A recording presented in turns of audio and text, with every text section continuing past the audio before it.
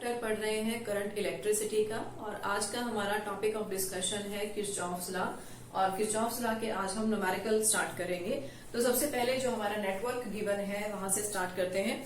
So let us have a look at the network given. Okay, so सबसे पहले हम यहां से देखते हैं, हमारे पास एक सेल है 10 वोल्ट। यहां से मैं मानती हूं कि करंट I1 जो है स्टार्ट हुआ। ए पॉइंट पर आने पर इस करंट के पास अब दो पाथ अवेलेबल हैं, तो ये जो है इन दोनों पाथ्स के अकॉर्डिंग डिस्ट्रीब्यूट हो जाएगा। हम मान लेते हैं कि अपर पार्ट जो हमारी अपर ब्रांच है वहां पर करंट गया I2, तो जो रिमेनिंग पार्ट है that is I1 minus I2 that will move through the lower branch. तो यहां से आपका करंट जाएगा I1 माइनस I2। अब ये I2 करंट आपका इस B पॉइंट पर आएगा। साथ में इधर से सेकेंड सेल जो है हमारा, मैं मानती हूं कि यहाँ से I3 करंट जो है वो मूव करना स्टार्ट होता है। तो B पॉइंट पर आकर ये दोनों करंट आपस में मिल जाएंगे। I2 और I3 आपस में जब ज्वाइन होंगे so that current will move through this branch. इस ब्रांच में आपका करंट आएगा I2 plus I3। Again at point C again there are two path, okay, there are two branches. तो ये करंट आपका फिर से डिस्ट्रीब्यूट हो जाएगा। अब किरचॉफ्स लॉ के अकॉर्डिंग हम क्लियर है हमें ये कंसेप्ट कि अगर यहां से करंट I1 स्टार्ट हुआ था तो ऑब्वियसली यहां पर वापस करंट जो आएगा इट विल बी I1। तो इसमें से I2 प्लस I3 में से I1 करंट अगर इधर चला जाता है तो जो बाकी बचेगा I2 plus I3 minus I1 that will move through the this branch. Suppose here it is D point.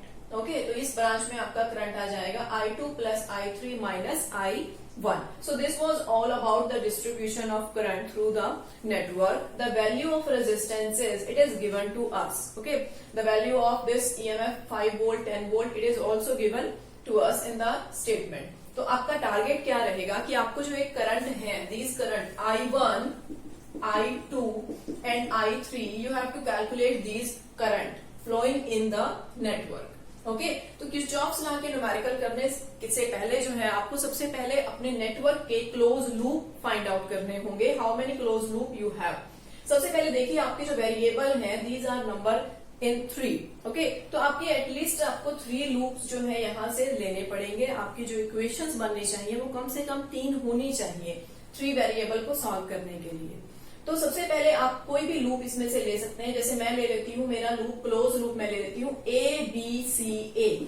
यहां से ABCA। उसके बाद दूसरा लूप जैसे आपके पास ये भी है ACDA। There are number of loops. आप ये आउटर भी ले सकते हैं BCD। यहाँ पर आप इसको कोई नाम दे दीजिए FE। ओके, तो ये जो आपके लूप हैं आप इनको कोई भी कंसिडर कर सकते हैं। सबसे पहले मैं ले लेती हूँ ये लूप, हम इसमें मूव करते हैं। साइन कन्वेंशंस को भी हमने माइंड में रखना है क्योंकि उनको हमने प्रॉपरली यहाँ पर यूज करना है।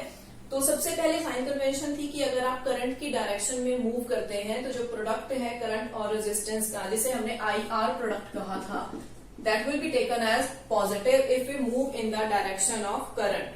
तो सबसे पहले मैं A से B की तरफ जाती हूँ। A से B की तरफ अगर हम मूव कर रहे हैं तो we are moving in the direction of current. तो आपका जो प्रोडक्ट रहेगा IR it will be taken as positive. Current है यहाँ पर I2 और रेजिस्टेंस है 4, so the term will become 4I2। Clear. उसके बाद हम पाथ में मूव करते हैं B से C की तरफ। I am moving in this direction B to C and current is also moving in the same direction, so again the term will be positive. It will be plus 2I2 plus I3। Current is I2 plus I3 और resistance आपका 2 ओम given है। उसके बाद हमें move करना है C से A की तरफ। ऐसे करंट भी सेम डायरेक्शन में जा रहा है, तो सेम आपकी जो IR टर्म है again it will B positive. आपकी टर्म बनेगी इट विल बी 1 रेजिस्टेंस है और साथ में करंट है I1। क्लियर। उसके बाद यहां से जब आप C से A की तरफ मूव करते हैं तो आपको मिलेगा ये सेल। सबसे पहले आपको फेस करना पड़ रहा है नेगेटिव टर्मिनल, तो हम इसको यहीं पर ही -10 नेगेटिव साइन के साथ हम यहाँ पर इसको यूज करेंगे। ओके, और किरचॉफ्स लॉ क्या कहता था कि ये जो सारा ओवरऑल समेशन है it will be equal to 0। Okay, तो अब इसको हम थोड़ा सा रीअरेंज कर लेते हैं, ब्रैकेट हमारी है, इनको ओपन कर लेते हैं। तो ये टर्म आपकी बन जाएगी 4i2 plus 2i2 plus 2i3 plus i1 is equal to 10। इस 10 को हम दूसरी साइड पे ले जाते हैं, तो ये आपकी i2 की जो टर्म्स हैं they will get add on. 6i2 plus 2i3 plus i1 is equal to 10। Consider it equation number 1, या आप इसको i1 के टर्म्स में भी लिख सकते हैं ऐसे। i1 सीक्वेंस में लिख दीजिए, i2 ये आपका i3 की टर्म है इज इक्वल टू 10। इसे कह देते हैं हम इक्वेशन नंबर 1। ये आपकी प्रॉपरली सीक्वेंस में बन जाती है ऐसे। क्लियर? तो ये मेरा फर्स्ट लूप मैंने कंप्लीट कर लिया। तो लूप सेकेंड लूप आपका है A से C, D again A। A से C अगर हम मूव करते हैं then we are moving in the opposite direction of current. देखिए करंट आ रहा है C से इस तरफ, A की तरफ, और हम मूव कर रहे हैं A से C की तरफ। तो ये आपका माइनस का रहेगा। यहां से सबसे पहले सेल ले लेते हैं। जैसे ही आप A से C की तरफ जाते हैं आपको ये सेल मिलेगा, सेल का पॉजिटिव टर्मिनल आपको मिलेगा, तो इसको पॉजिटिव 10 कह देंगे। ओके, सबसे पहले सेल मिला, सेल को हमने पॉजिटिव साइन दिया क्योंकि आपको पॉजिटिव टर्मिनल सबसे पहले मिल रहा है। उसके बाद हम करंट की डायरेक्शन के ऑपोजिट जा रहे हैं, तो ये आपका बन जाएगा -i1। रेजिस्टेंस की वैल्यू 1 है, तो 1 into i1 that I have directly written i1 -i1। उसके बाद हम मूव करेंगे C से D की तरफ, C से D की तरफ। We are moving in the same direction of current. तो यहां पर ये आपका पॉजिटिव हो जाएगा, plus 2i2 plus i3 minus i1। हम करंट की डायरेक्शन में मूव कर रहे हैं तो इसलिए ये टर्म आपकी पॉजिटिव रहेगी। उसके बाद D से A की तरफ करंट जो है it is moving in downward direction. यहां से एरो देखिए, it is moving in downward direction. Current की डायरेक्शन A से D की तरफ है और हमारी डायरेक्शन D से A की तरफ है, तो ऑपोजिट में है। तो यानी कि यहाँ पर जो करंट और रेजिस्टेंस का प्रोडक्ट है it will be taken as negative. तो ये आपकी टर्म बन जाएगी -4 और करंट है आपका i1 माइनस i2, और ये सारा जो टर्म है आपकी it is equal to 0। Okay, तो अब इस ब्रैकेट को ओपन कर लेते हैं एक बार। 10 minus i1 plus 2i2 2i3 minus 2i1 minus 4i1, यहां पर ये माइनस माइनस प्लस हो गया 4i2 इज इक्वल टू 0। आप टर्म्स को कंबाइन कर लेते हैं। पहले i1 ले लेते हैं, यहां पर भी है, ये भी है और ये भी है, सारे नेगेटिव के हैं, तो ये आपका बन गया -7i1। उसके बाद i2 को लीजिए, 2i2 4i2 यानी कि 6i2, और i3 के लिए ये टर्म बची है, इट इज 2i3। प्लस का 10 है, इक्वल टू के उधर लेके जाएंगे तो माइनस का हो जाएगा। ठीक है, इस नेगेटिव साइन को कर देते हैं एडजस्ट, तो ये आपका बन जाएगा माइनस का है, ये प्लस का हो गया। 7i1 ये प्लस है तो ये माइनस, ये भी माइनस 2i3, और इधर माइनस का था 10 तो ये पॉजिटिव 10 हो गया। तो ये आपकी सेकेंड इक्वेशन यहां से बन जाएगी।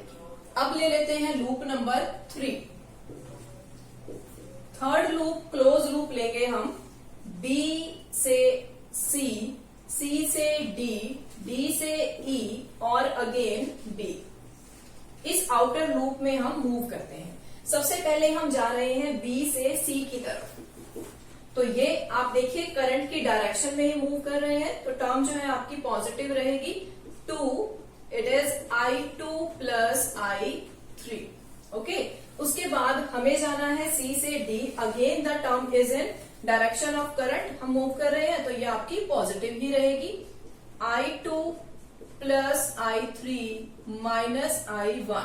उसके बाद यहां पर कोई भी करंट रेजिस्टेंस नहीं है। उसके बाद डायरेक्ट आपका ये सेल आपको मिलेगा। जब आप D से E की तरफ जाएंगे तो आपको नेगेटिव टर्मिनल, यहाँ पर ये नेगेटिव टर्मिनल है, डी से ई जाते हुए नेगेटिव टर्मिनल आपको पहले मिलेगा, तो इसलिए हम इसको नेगेटिव साइन के साथ ही लिखेंगे और ये आपका इक्वल है 0 के।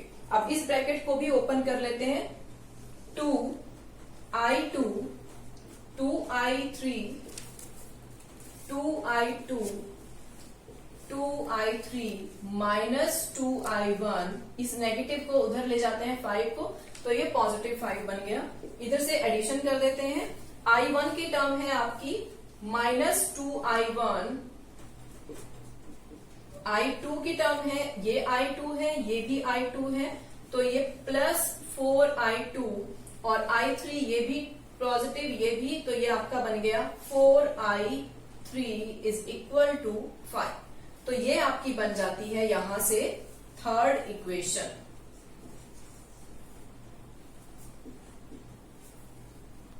तो अब हमारे पास ये 3 इक्वेशंस बन चुकी हैं। 3 लूप से हमने ये 3 इक्वेशंस बनाई। अब यहां से हमारा टारगेट क्या है कि हमें i1, i2 और i3 के लिए इक्वेशंस सॉल्व करनी है। ठीक है, तो सबसे पहले जैसे हमारे पास हम किसी एक को रिमूव कर देते हैं। आप देखिए इक्वेशन 1 और 2 से डायरेक्टली इनको अगर मैं ऐड कर देती हूँ, 1 और 2 को ऐड कर देते हैं, तो आपका इक्वेशन बन जाएगी i1 6i2 2i3 is equal to 10। साथ में इक्वेशन है 7i1 minus 6i2 minus 2i3 is equal to 20। इन दोनों को ऐड कर दीजिए, तो ये आपस में कैंसल आउट हो गए, ये आपस में कैंसल आउट हो गए। बचा कितना? इट इज 8i1 और इधर है 20। तो यहां से मेरा i1 मुझे क्लियरली मिल गया 20/8 and it is equal to 5/2। तो यहाँ पर हम इसको एम्पियर में लिख देंगे कि हमारा i1 जो है वो हमें मिल चुका है 5/2 एम्पियर। क्लियर? एक करंट हमने फाइंड आउट कर लिया। अब सेकेंड i2 के लिए करते हैं। i2 के लिए देखिए कि इन्हीं 2 इक्वेशंस को उठाओ और वहां से किसी एक को आप एलिमिनेट कर दीजिए। जैसे अगर मेरे पास 1 और 3 है, 1 और 3 में से अगर मैं 1 को इक्वेशन लिख देते हैं पूरा, मल्टीप्लाई इक्वेशन 1 बाय 2, 2 से मल्टीप्लाई करके मैं 3 में ऐड कर देते हैं एंड ऐड इनटू 3। ओके, तो ये स्टेप करते हैं। इसको 2 से मल्टीप्लाई कर देते हैं पहले, तो इक्वेशन बनेगी 2i1 plus 12i2 plus 4i3, 2 से मल्टीप्लाई कर रहे हैं, इज इक्वल टू 20। ठीक है, और इसको 3 में ऐड करना है हमने। 2i1 minus 4i2 minus 4i3 is equal to, ये है माइनस का 5। ओके, तो यहां से देखिए ये आपका जो वेरिएबल है i3 यहां से ही कैंसल आउट हो गया। ओके, तो अब वैल्यू पुट कर दीजिए। 4i1 माइनस 8 12 और ये 4 माइनस, ठीक है, तो इधर का ये 15 बच गया आपका।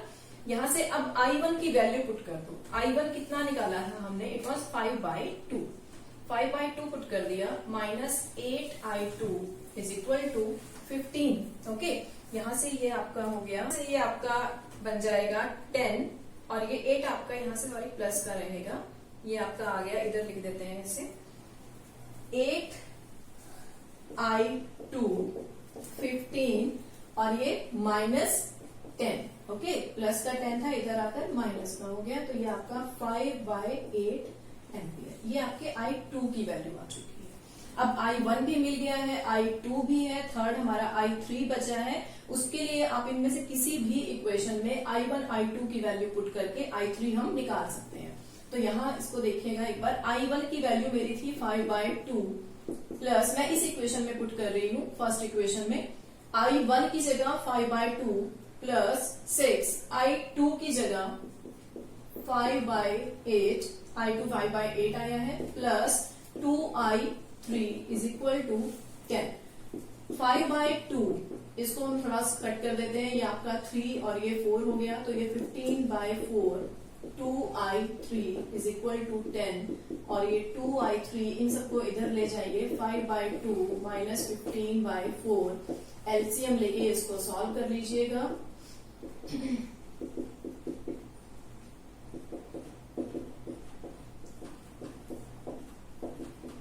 It is 15/8।